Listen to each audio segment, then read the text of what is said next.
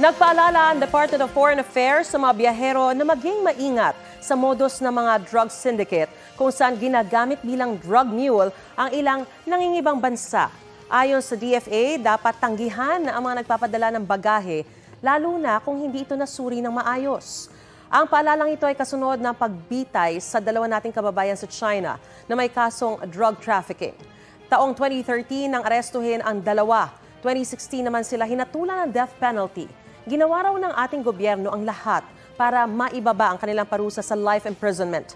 Pero nanindigan ng China sa kanilang desisyon batay sa kanilang batas. Nagbigay ng pakikiramay ang DFA at nirerespeto nila ang kahilingan ng pamilya na hindi muna isapubliko ang pagkakakilanlan ng dalawang Pinoy.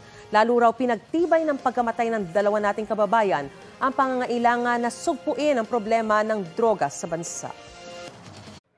Mga kapuso, para sa mga maiinit na balita, mag-subscribe sa GMA Integrated News sa YouTube. Sa mga kapuso abroad, subaybayan niyo po kami sa GMA Pinoy TV at sa www.gmanews.tv.